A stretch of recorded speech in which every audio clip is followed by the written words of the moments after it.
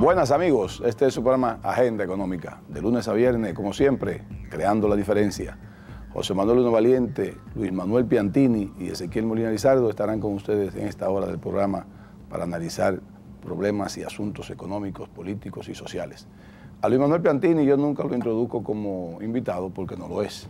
Así es. Luis Manuel es un socio, miembro, fundador de Agenda Económica. Hace 9 años precisamente, José Manuel, Luis Manuel, que no hemos podido hablar mucho del aniversario, el 9º aniversario de Agenda Económica. Hace 9 años que empezamos y años después se integró... Pero estamos en aniversario. Sí, sí, y años después se integró José Manuel Luna para completar un staff de bastante buenos profesionales, analistas de los puntos y aspectos económicos y políticos. Hermano. Así es. Muchas gracias. Embajador, bienvenido. Bueno, ¿cómo estás? José Manuel. Buenas noches. Tú nos traes siempre todas las experiencias que tú tienes por allá, por esos países. Déjame pedirle la bendición al Señor a este querido pueblo bueno, solidario. Amén.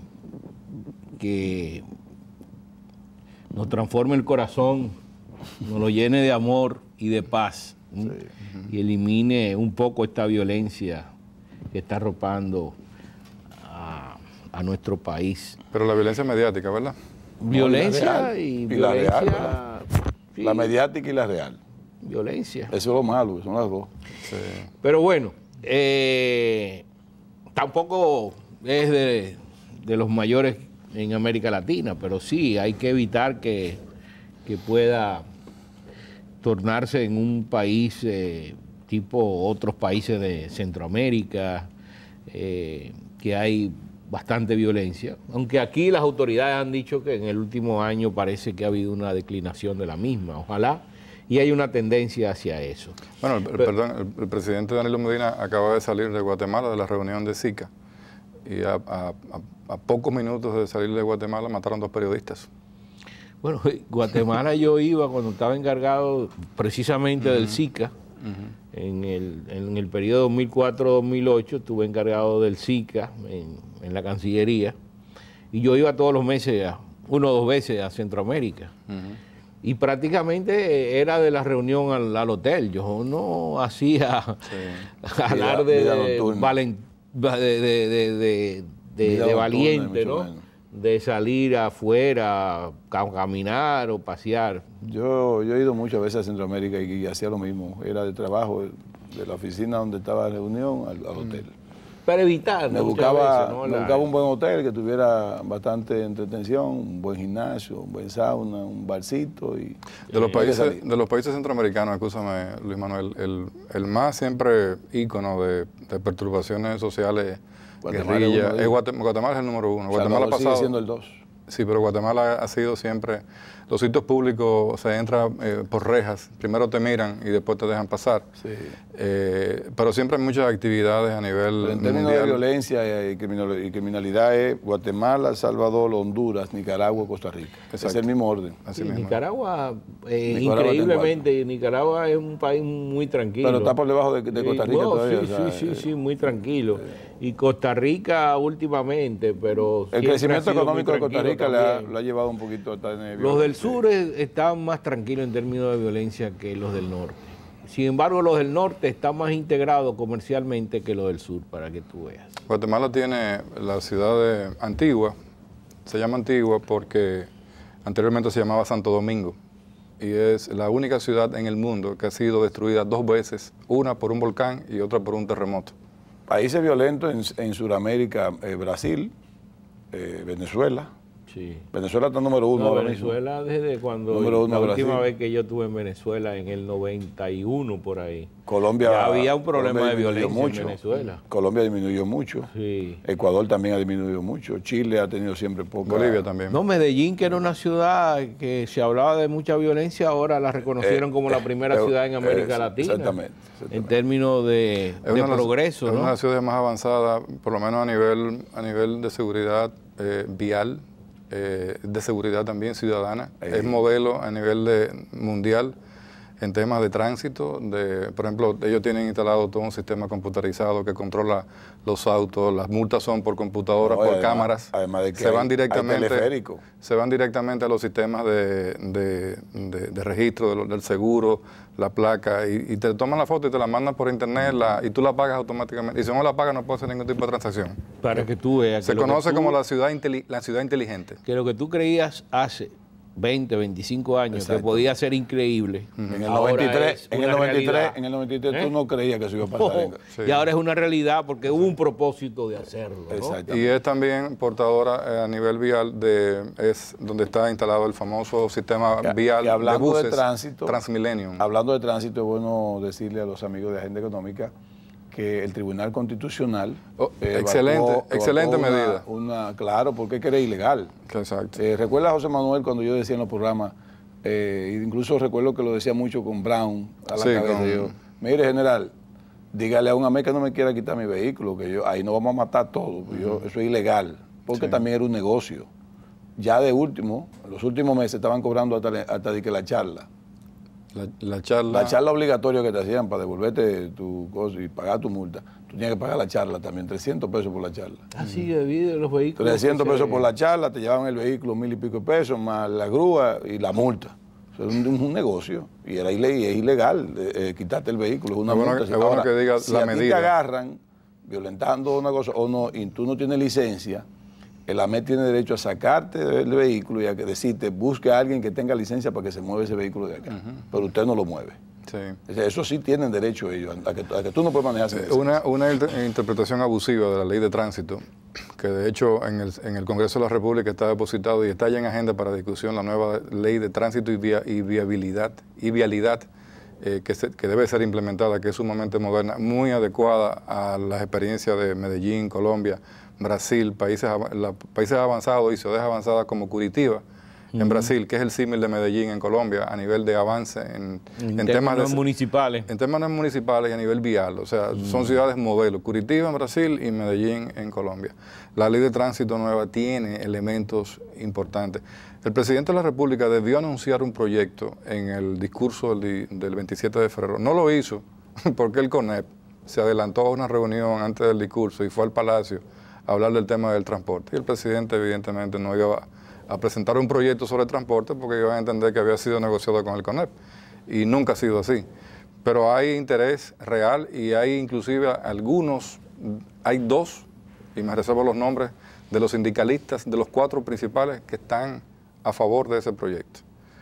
Con el tema de desbaralizar el tránsito en la ciudad de Santo Domingo y en la ciudad de Santiago. Y buscar, ya sea metro, monorriel Yo no sé, y pero buses nuevos. Yo mandé a hacer un letrero, una placa que diga fenatrado. Pero Yo le voy a poner a mi vehículo fenatrado. Porque No, desde que tú tienes fenatrado, a ti no nadie te para. fenatrano. O trado y trano. esos Son son los dos. lo que le dicen los dueños del país, ¿no? Sí, ¿verdad? sí. Yo atrás le voy a poner fenatrano y adelante fenatrado. No, los padres de familia. A los padres de familia. Sí. Y ahí no me para nadie a mí. De pero verdad eso- que te lo digo, ¿eh? No para nadie. Porque a O ti sea, te agarran te puede atravesar, te puede pasar en rojo. lo que tú quieras, Sí, te hacen. sí. Pero si tú tienes una jipeta que dice fenatrado, Es licencia de ya. patente de Corsa. Listo, Pero, no hay pero esa nada. visita de los empresarios allá al Palacio, que era con el asunto del transporte, era más bien por el asunto del transporte de carga. Pero ligaron que el es tema un del costo transporte, enorme en términos, vial. y que está afectando la competitividad Sí. de los bienes de exportación dominicanos, ¿no? Por el problema de que hay un sindicato que opera o un oligopolio que opera y nada, son cuidado si es que- corporaciones Pero cuidado, ahí. Ezequiel y Leonel, si es que en el CONEI hay un grupito que quiere cambiar el monopolio. Bueno, sí, no, porque ahí parece que hay una mezcla de todo, ¿no? O sea, no son lo que los que están en el volante, no son los que están detrás del volante. Los que están en el volante. Los que están detrás del volante, que ya son corporaciones. Claro. Corporaciones formadas por muchos... muchos sindicatos pequeños, claro, cooperativas de buses. ¿no? Y de grandes capitalistas también. Y, sí, claro, claro. Dicen que hay militares y todo el mundo metido en eso también. Sí. No, de todo, político, porque es un negociazo, hermano. Es que hay exoneración de impuestos de combustible, gomas, repuestos, impuestos también, leyes especiales. Sí, de todo. Además de, como te digo, tú tienes vía libre. Pero bueno, vía libre. Eso es parte del por qué que hay que poner en funcionamiento aquí la ley de competencia, ¿no? Pero eso también es una gran distorsión fiscal, que ahí que está el tema central de todo. ¿Tú crees que pro competencia le entra a un sindicato de eso? No, bueno, ni pro consumidor tampoco. Le entraron en México a... Ay, en México. Pero si no pudieron si no pudieron con el sabor de un salchichón, imagínate con guagua, autobuses, trenes. O sea, claro.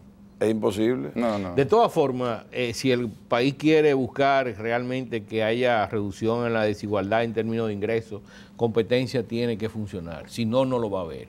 Y es una función del Estado. Del Estado pero... su primera preocupación es que hay una mala redistribución del ingreso. Y dentro de esas de esas causas que producen la mala redistribución del ingreso, la falta de competencia es una de ellas. Mira, tú vas aquí, yo te digo, los precios de aquí, yo me he quedado sumamente sorprendido, porque son altos. Claro. Son altos para el nivel de ingreso. Esta es una vida cara. Para el nivel de ingreso que hay en esta economía, los precios son altos. Y tú dices, ¿por qué? ¿Qué es lo que pasaba en España? Había una inflación más alta que la inflación del resto de Europa. ¿Por qué? Porque había un monopolio, oligopolio, desde los mayoristas hasta los pequeños vendedores, pero lo principal eran los mayoristas, ahí se concentraba todo, y el transporte también. Y de esa forma, pues había un diferencial en términos de inflación, de España con el resto de Europa. Pues aquí pasa lo mismo, aquí hay un problema en términos de redistribución, pero ese problema en términos de redistribución es también un problema en términos de competencia. Siempre ha sido así, inclusive es uno de los temas de Doing Business nuestro pendiente. Las variables principales que nos permitirían ser más competitivos, el tema eléctrico, el tema de jurídico también, el tema de transporte, cuando tú lo mides todo, aunque, por ejemplo... El tema laboral. El tema laboral. Y fíjate qué interesante, y es una dicotomía increíble. Grandes deficiencias en esos factores que hemos mencionado. Sin embargo, somos el país número 2 en América en aduanas, o sea, en eficiencia de aduanas. Sí, sí. Y un país que tenga unas aduanas así supone un sistema muy avanzado institucionalmente. Sin embargo, estamos muy rezagados. Vamos a hacer una pausa.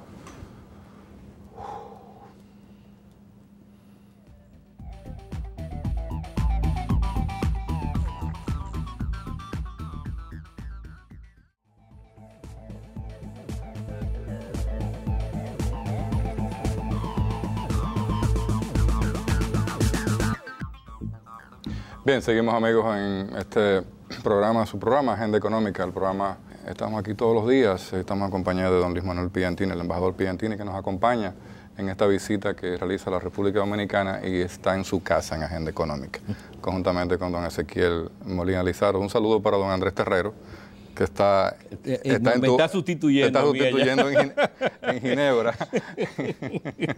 Nos dice que la temperatura está a un grado Celsius del frío. Yo le deseo suerte. Ese moreno por allá. Mira, tú hablabas, José Manuel, en la última parte en relación al desarrollo institucional que ha habido en términos de la Dirección General de Aduana aquí. Y es un logro importante, un logro significativo. Recuerda que en la última reunión de la Organización Mundial del Comercio, en la reunión ministerial que se dio en Bali, Indonesia, el acuerdo que se logró, primer acuerdo en 20 años de la organización de haberse creado, fue el de facilitación de comercio. Yo recuerdo que usted mandó, nos escribió a todos por WhatsApp, estábamos en el programa y dijo, habemos acuerdo, ¿cómo fue? Habemos papa. Habemos papa. Sí. Habemos acuerdo de Bali. Pues yo estaba en Ginebra, yo no llegué a... Pero ir estaba a dándole Bali. seguimiento a las negociaciones. y se presentó, no había dinero para ir a Bali. Bueno, pero entonces el asunto fue que en Bali pues se aprueba ese acuerdo, el primero en 20 años en la Organización Mundial de Comercio, y es un acuerdo, ¿no?, que es básicamente para, como se llama, facilitación de comercio, pero su principal objetivo es aduana. Eliminar una serie de restricciones que tienen las aduanas, que reducen la velocidad de salida de las mercancías y aumentan los costos. Pero República Dominicana... ¿Pero aumentan o disminuyen los costos? Aumentan los costos cuando tú tienes una restricción. Bueno, claro, tiempo, claro. ¿no? Pero la salida más rápida baja los costos. Con la salida más rápida te bajan los costos, ¿no? Que es lo que se estaba buscando. Eliminar una serie de restricciones ahí. Pero muchos técnicos, muchos objetivos y metas que son técnicas, ¿no? Técnicas propias de aduana. Pero te señalaba que a mí me sorprendió porque una de las aduanas más avanzadas que hay, de la que estuvimos evaluando, es República Dominicana. Y después apareció en el índice de competitividad del país que la mejor valorado era aduana. Somos el segundo en América y el 19 a nivel mundial. Para que tú veas. Ahora, ¿a qué le debemos eso? Continuidad. Eso le debemos, acuérdate, de la reforma que comenzó Balaguer en el 91, 92, ¿no? Exactamente. Que comenzó a desmantelar todas las restricciones. Y después al DRCAFTA, al EPA, y a que el sector privado también se ha metido en el manejo de los puertos. Que eso ayuda también, ¿no? Y hay más comunicación entre el sector privado y sector público, ¿no? Pero también se despersonalizó la aduana en el sentido de que no está a la merced de un director. O sea, sencillamente se llevan las normas y hay que respetarlas. Bueno, tú que tienes más experiencia que nosotros en ese tema aduanal, ya la aduana es virtual. Aun cuando todavía aparecen algunos escollos. ¿Cómo le dicen? A los que están encargados de la aduana. No, tiene un nombre. Tiene el nombre, me olvidó el nombre ahora. Sí. No es tributario, pero es por ahí. No, ajustador, ajustador. Lo que dirigen liquidador. Lo que dirigen, o sea, el jefe de la unidad de cada puerto que pertenece a la aduana. Aparecen todavía algunos que no te aceptan la declaración que tú das y comienzan a decirte que para tú poder sacar esa mercancía tienes que llevarle, por ejemplo, los últimos 6 meses de todo tu movimiento bancario. ¿Qué es eso? ¿Qué tiene que ver aduana con esa vaina? ¿Entiendes? O sea, que tiene que llevarle también la composición accionaria, que tiene que llevarle certificación de valores y de precios. Eso está correcto. Ahora, lo que se le dice es, bien, suélteme la mercancía, yo pago los aranceles si lleva o el ITEVI que lleve, y usted a partir de ahí me exige que le demuestre con certificaciones de precio, con pago como si yo facturo como yo pago, o sea, si yo pago la factura con menos, con más valor. Entonces usted me demuestra, yo le demuestro todo eso y ya usted me deja tranquilo. Porque tiene derecho a hacer una investigación, pero no a retener la mercancía. Ya aduana no puede retener mercancía, o no debe retener mercancía. Que no sea además una decisión dictatorial del ¿Ustedes saben cuál es el promedio? Es una institución pública digna de ser imitada en términos de... Sí, pero que de todavía aparecen algunos agentes que todavía creen que son dictadores. Eso es una cultura. Exacto. Que hay que irla pero ahí hay un tema muy importante. Nosotros hemos tenido la suerte y la dicha, Luis Manuel, que compartimos con Ezequiel y con Andrés un programa muy especial con el director de aduanas, con don Fernando Fernández. Y posteriormente hemos tenido varios programas con Gregorio Lora, que es el asesor técnico. Y te puedo decir lo siguiente, yo creo que lo más importante que ha pasado con aduana es la continuidad de Estado. Gregorio Lora, por ejemplo, fue era joven, contratado por las Naciones Unidas para empezar esa reestructuración en el ámbito de sistema. Y fue y ha seguido. Y hoy se ven los frutos de todo eso. O sea, la importancia de la continuidad del Estado en las decisiones públicas. O sea, ahí no ha llegado, por ejemplo, un director que se lleve de plano al equipo técnico o que se lleve de plano y que ponga a los compañeritos.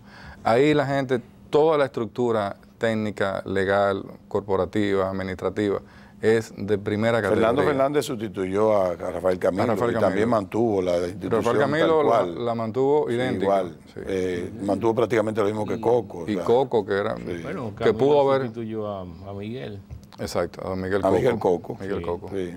Cuando falleció Miguel Coco, pues entonces ya... Pero bueno, eso es una... que Pero es precisamente una institución que realmente ha hecho mucho... ha hecho progreso y ha facilitado mucho las operaciones. Pero mira mucho en un país mucha que es una institucionalidad. isla, ¿no?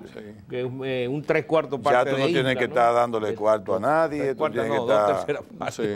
Sí, tú no tienes que estar, porque igual eso que dije de este funcionario de la aduana, que es en Caucedo, el que yo digo, igual no es una actitud extorsionadora ni buscando prebendas que está. Sencillamente aplicando algo que no debe aplicarlo con mucha rigidez innecesariamente, porque no tiene por qué retener la mercancía. Y es en el multimodal. Sí, una de las cosas que... El multimodal se supone que es el puerto que a nosotros nos da la capacidad de reexportación también. O sea, viene siendo como un puerto madre para el resto del Caribe. Sí, ¿no? Sí. Una de las cosas, por ejemplo, que es interesante, que podemos comentar, yo he recibido de Gregorio, creo que lo hemos compartido, las últimas 2 ejecuciones presupuestarias de enero y febrero del año 2015 en curso.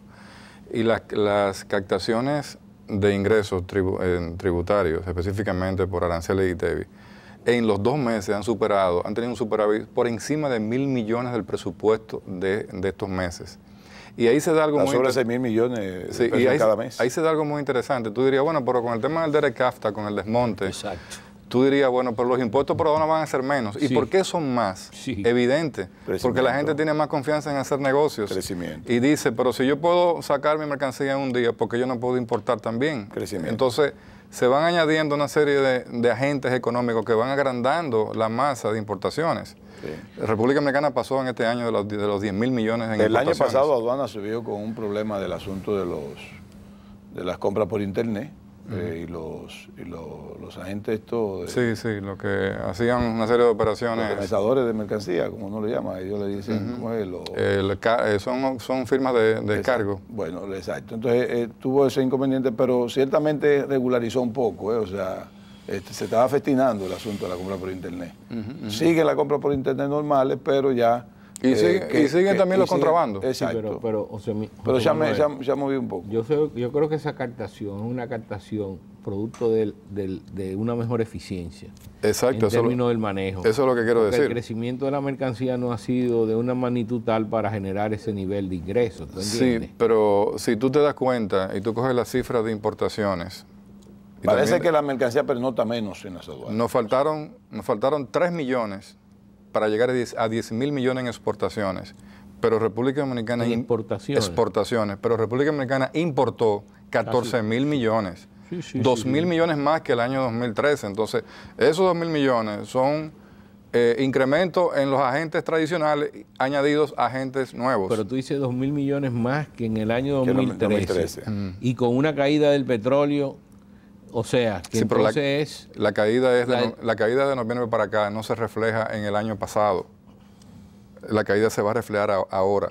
O sea, no... Y la tendencia debe ser a que posiblemente el nivel de importaciones baje en la factura petrolera. Sí, en la factura petrolera. Va a bajar 1.500 millones. En términos de precio. Que por cierto, hoy ya volvió otra vez a los 48. Sí, está en el 48. O sea, no en 50, 51. Aunque el gobierno ha hecho un jueguito muy bonito. Que con movimiento de centavo ha subido 4 y 5 pesos. Bueno, está bien. Cuando sube, sube y cuando baja, baja. Vamos a hacer otro cambio.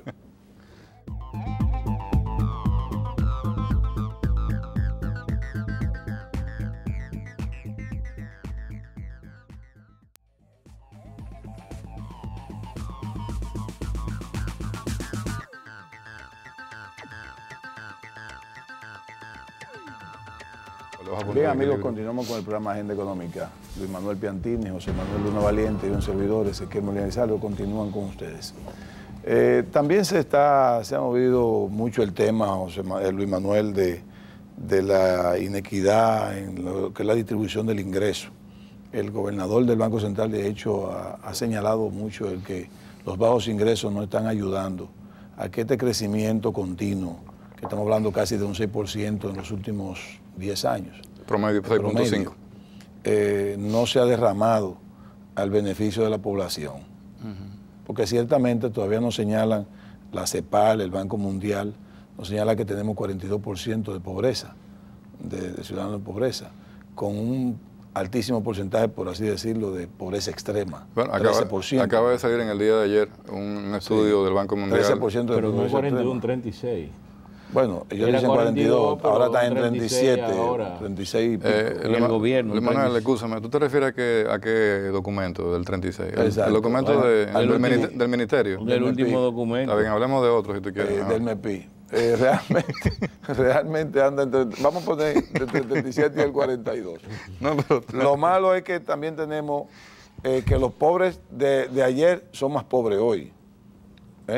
Y que la movilidad no ha sido ascendente, sino descendente. Pero vamos. Ahí el tema, mira, pero para que tú punto, desarrolles. vamos Ya sea punto. 42 o 36, lo que está claro es que en los últimos 10 años los indicadores de pobreza se han estancado. Exacto. O sea, aún cuando hemos tenido un crecimiento... estancamiento es una variable negativa. Exacto. Si se mantienen estancados es negativo. Pero mira, en Costa Rica se estancó cuando la guerra de Nicaragua comenzó a meter migrantes nicaragüenses a Costa Rica. Se estancaron y se cayeron los indicadores sociales. Aquí nosotros estamos con que estamos recibiendo una población haitiana. ¿Tuviste la cantidad que están capturando en los últimos días? Antes no capturaban nada. 8,000. Entonces, imagínate la cantidad de población haitiana que ha fluido a esta economía, a este país en los últimos 10 años. No le diga capturando, sino que están cogiendo. Deteniendo. No. Cuando hablo de captura no estoy hablando en términos de captura, en términos de violencia. Pero caption, me viene la parte del... Pero fíjate, entonces aquí se habla, porque es lo increíble en este país. Estamos hablando, y los propios gestores del crecimiento hablan, de que ha habido un crecimiento alto, y es verdad, pero entonces hablan de que no ha habido mejoría en los indicadores sociales. Pero con una población en términos de pobreza, de lo más bajo que hay, inmigrando a este país todos los días, ¿cómo tú quieres que mejoren los indicadores sociales? Al contrario. ¿Cómo tú quieres que mejoren los indicadores sociales? Y eso nunca se dice. Que República Dominicana empeora sus indicadores sociales. Naturalmente, si tiene un influjo de 1 millón, 2 millones de pobres, de los más pobres que hay, porque el único país que hay en América Latina, que es un país menos desarrollado, o sea, PMA, o LDC, como se llama, el más pobre que hay de todos los países. Hay un factor ponderado muy fuerte en ese número de pobreza, influenciado por lo que plantea Luis Manuel. El Banco Mundial dicen esta semana, que 1 de cada 5 latinoamericanos vive en condiciones de extremísima pobreza. Y el indicador de extrema pobreza, por ejemplo, para la República Dominicana apenas es un 12%, pero eso quiere decir que en América Latina un 20% que siempre se suma a la pobreza. Estamos por debajo de la media. Sí, estamos por debajo de la media. Nosotros tenemos un 42, hay un 12 de extrema pobreza y el 30 es de pobreza. Pero estamos por encima en lo que pobreza. Pero estamos por encima. Y ahí lo más importante, estamos por debajo. Y en lo ahí lo más importante, y en eso Luis Manuel lo sabe, y tú también, es que cuando se combina el índice Gini con el extrema pobreza, ahí que nos damos cuenta de que realmente estamos estancados, o sea, no mejoramos. Y repito, un estancamiento en pobreza es un indicador negativo. O sea, solamente, por ejemplo, los países líderes en pobreza, 25%. Nosotros estamos un 42%. Pero Luis Manuel tiene razón.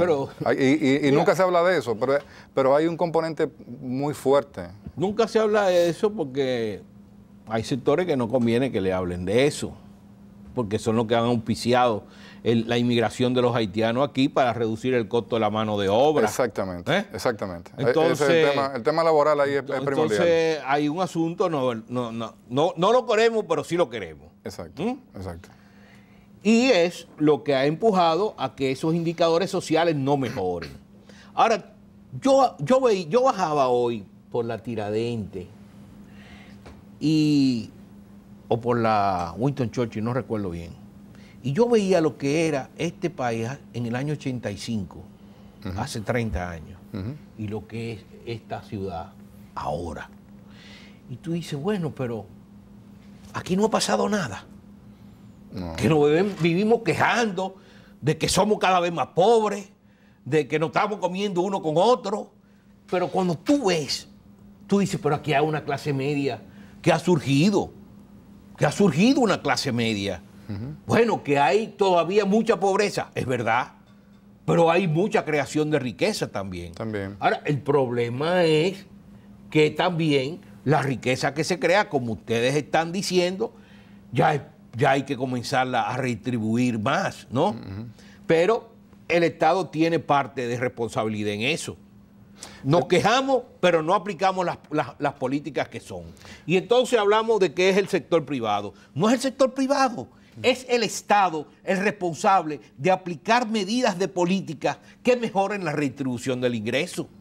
Es el pleito de Obama con su Congreso, con los republicanos. Pero no es con el sector privado que está peleando Obama. ¿Tú estás hablando del problema de fiscalidad? No, estoy hablando del sentido aquí de lo que se está ahora mismo planteando, que hay un problema de redistribución del ingreso, pero que eso se combate con políticas de Estado.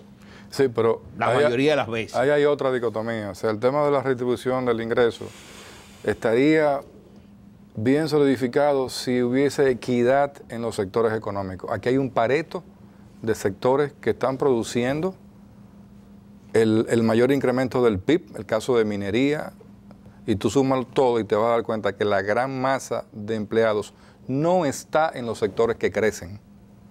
Por ende, no hay redistribución de ingresos a nivel salarial en eso, porque es mínimo. Pero que entonces, hay, los grandes componentes... Perdón, tiene que haber una política de Estado en términos del sector industrial y del sector económico, de ver cuáles son los sectores que yo necesito estimular, porque son los que van a ser prioritarios en creación de mano de obra. Ahí te doy la razón. Los sectores que agrupan la mayor cantidad de empleados, verbigracia, agricultura, construcción, industria y comercio, ¿quiénes son los que ocupan esos puestos de trabajo?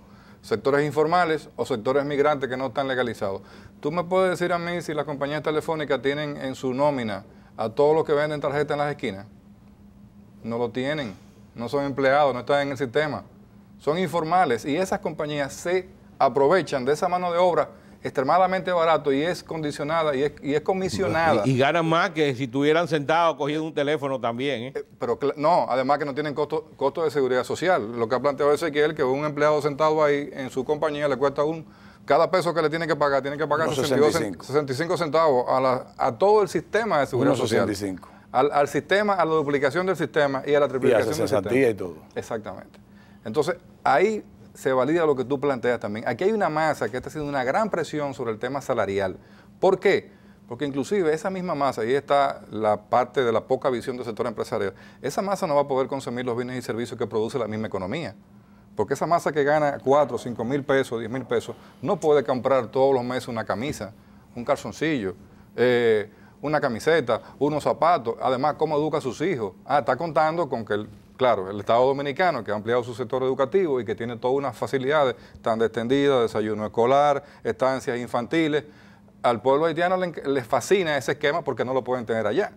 Entonces, cada vez que vengan más para acá y pregúntale... Un facilitador extraordinario pero pregúntale a Ezequiel, en la reducción de la pobreza. Pero pregúntale a Ezequiel, que conoce desde Pedernales hasta Manzanillo, la franja fronteriza completa, y pregúntale entonces cómo se vive en esa zona. ¿Y quiénes son los que reciben la mayor parte del gasto social? Los haitianos. Ok, el presidente Medina cuando lo planteó, lo dijo responsablemente, y esa es la realidad, y yo creo que se equivocó. Nosotros no gastamos 4 o 5 mil millones de pesos en salud. Mentira, gastamos mucho más. Más. Óyeme, aquí entre salud y educación más. Pero mira, si 7 de cada 10 niñas abortan en un hospital público, tú sabes que de esas 7 que abortan... Pero yo quiero en un momento determinado quiero hablarle un poco de eso. Yo lo planteé eso en un artículo que publiqué en 2 páginas en el Hoy hace 10 años.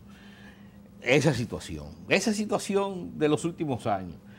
Pero fíjate, aquí el dominicano tiene que acostumbrarse que va a tener Haití ahí mientras exista República Dominicana, mientras exista esta isla que esté dividida entre República Dominicana y Haití. Ezequiel tiene la solución para eso. Ahí está Haití. 2 motores por ahora. Nosotros lo que tenemos es que saber cómo vamos a maniobrar con esa situación.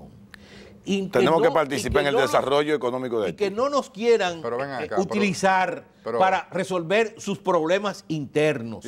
Porque yo creo que es muchas veces chantaje. ¿Y la ronda de negociación? No, muchas veces no. Siempre será un chantaje. Para desviar sus problemas internos. Correcto. Y echarle entonces poner el plano de los dominicanos. Ahora, ¿qué es lo que nosotros tenemos que cuidar? Afuera. Ese panorama de afuera. ¿Por qué? Porque nuestro país es una economía abierta. Sí, pero espérate, si hay complicidad no vamos a hacer nada. No, espérate, hay complicidad, pero nosotros pero hay medios de comunicación. Que están todos vendidos en contra nuestra. Pero no es que hay promoción, hay compañías que te pueden promover, hay medios de comunicación. La República Dominicana tiene muchísimas formas de promoverse. Entonces lo que tenemos es que desarrollar esa imagen en el exterior. Porque es lo único que tenemos nosotros para contrarrestar el efecto negativo que ejercen los vecinos en términos de crearnos una imagen negativa que nos afecte las inversiones. Vamos a hacer la última pausa. Que nos afecten Vamos a hacer la última pausa, pero exterior. yo quiero decirte sobre eso, de esa capacidad que tiene Haití de hablar o de difundir aspectos negativos nuestros falsos. Vamos a la última pausa, amigos.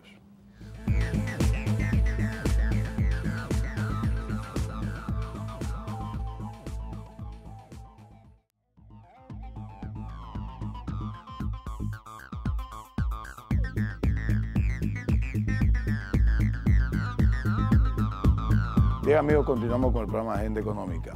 Mira, José Manuel y Luis Manuel, esto de que nosotros no invertimos, que no tenemos esa campaña para poder hacer esa reacción mediática para defendernos. Pero Haití tampoco la tiene. Lo que pasa es, Luis Manuel, sí, no la tienen. Ellos tienen el caucus negro en el Congreso norteamericano, no la tienen, que es un apoyo enorme. Pero bueno, pues perfectamente. Tienen en Francia ONG, tienen en Inglaterra, Luis Manuel, no tienen la capacidad. En Canadá, lo tienen, te lo estoy diciendo. Óigame, que lo tienen. No la tienen, lo que pasa es lo que ellos tienen. Todos los medios de comunicación. Lo que ellos tienen es un apoyo fático de parte de esa comunidad internacional que quiere que nosotros nos encarguemos de Haití porque ellos son unos irresponsables, que no quieren encargarse de ellos. No es Haití que tiene eso. Es que Haití no puede contra nosotros solo. Si no es la comunidad internacional que nos está atacando, que nos ataca, pero radicalmente, Haití no tuviera cómo hacerlo. Tú vas ahora mismo a hacer una campaña, tú ahora mismo haces una campaña en los Estados Unidos para defenderte y no te dejan entrar tan fácil. Tú vas a España, vas a Francia, vas a Canadá, no te dejan entrar porque ellos están en contra de ti. O sea, ellos están en contra tuya, hermano. El manejo que le ha dado el gobierno en los últimos meses al caso. Sí, está bien. Va mejor. Realmente. Va mejor. Sorprendente. Andrés Navarro ha sido más fuerte en eso. No, y el presidente en su discurso del 27 de febrero a todo el mundo sorprendió porque aquí habían gente que creían que íbamos para la guerra. Pero, óyeme, fue un discurso adecuado. Bueno, no vamos a ir para la guerra. Nosotros no podemos dejar que nos chantajeen. No vamos a ir para... Y que nos sí, controlen. Nosotros no vamos a ir para la guerra. La guerra nada más la declara el Estado. Pero déjame decirte no una vamos cosa. a ninguna parte. Déjame decirte una cosa. Ellos con su problema de aquel lado y nosotros con nuestro problema de este lado. Esa actitud de penetrar en tu embajada, de quemar tu bandera, es una declaración de guerra. A los americanos se lo no, pero no patrocinado por el mismo Estado. Pero te voy a decir... No, solamente Irán. Pero está bien. Perdón, solamente Irán invadió la propia embajada norteamericana en su propio territorio. Miren, y mira lo que pasó. Pero bueno. Miren una cosa. Pero te pueden quemar 10 banderas para que tú entonces reacciones 10 veces. Pero no con el patrocinio del Estado mismo. Pero bueno. Y eso fue patrocinado por Martelly. Okay. Fíjate la situación entre Venezuela y Colombia. Son situaciones políticas caldeadas. Sin embargo, el flujo entre los países sigue. No, y tú no has visto el gobierno venezolano penetrando en embajada colombiana ni viceversa. Es llevar esto a los extremos, ¿no? Mira, déjame decirte lo siguiente. Ahora hubo un diputado ahí que encabezó una marcha de 500 gente pidiendo fusión de islas. Mira, un diputado haitiano. Mira, muy personalmente, este es un tema... los países desarrollados, específicamente Estados Unidos, España, Canadá y la Unión Europea, que son los que mantienen el proyecto de la unificación de la isla y convertir a esta nación en un estado de dos gobernadores. Si no, pregúntale a Marine Le Pen en Francia, que está a punto de ganar las elecciones. Balaguer lo decía hace 20 años. Lo dijo hace 20 años. No, 30 años. Pero hay que tener claro que para los países desarrollados el migrante, sin importar sea blanco, amarillo, chino, rojo, verde, haitiano, lo que fuese, es un factor de producción. Por eso los Estados Unidos, cuando es un cubano, dice, mira mijo, entra por la Estatua de la Libertad para bendecirte.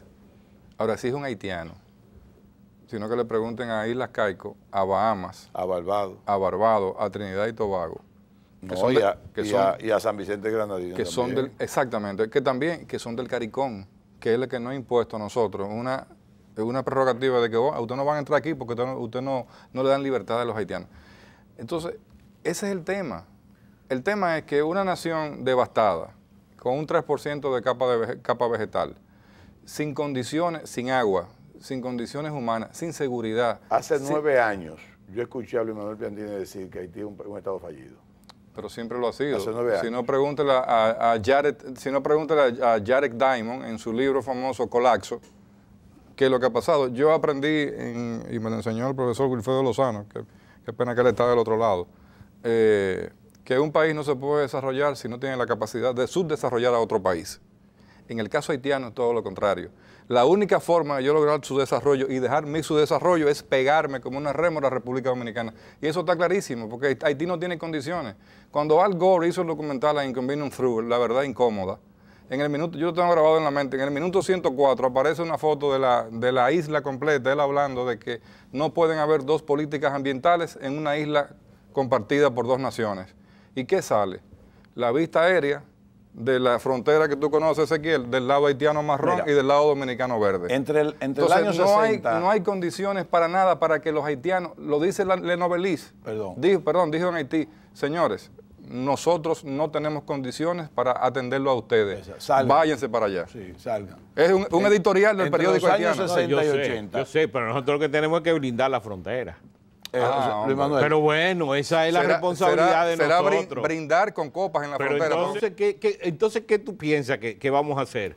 Pero en la frontera es un negocio de contrabando, de droga y de todo tipo de negocios ilícitos. Sí, pero eso se da en toda la frontera. No. Sí, pero tú sabes que son 260 kilómetros de frontera irregulares. El contrabando de mercancía se da en toda la frontera. Lo que estamos hablando ahora de migración. El principal contrabando es el de trata de humanos. Está bien, oye, un camión con 40 gente. Tú sabes lo que hacen con las bancas, le quitan todos los asientos. Para hablar en serio, eso ha disminuido mucho aquí. No, en serio. Sí. No, pero yo hablando en serio.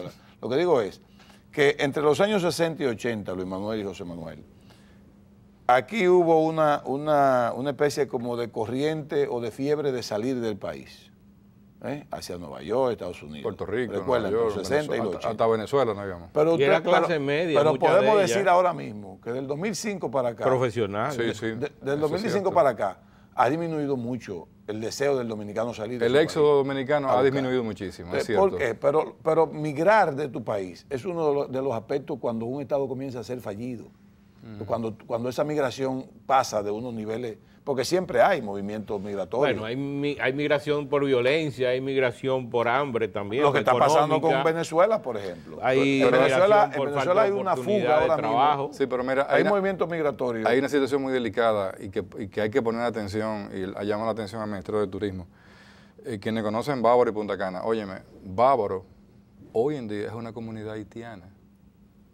Friusa. Pero eso, José Manuel, porque no se están cumpliendo con la ley. La ley dice 80-20. Ah, está bien, pero va a seguir así. Bueno, 120. Pero mientras no cumplamos con la ley, bien lo me señala Eduardo García Michel, vamos siempre a ser vulnerables a que nos ataquen.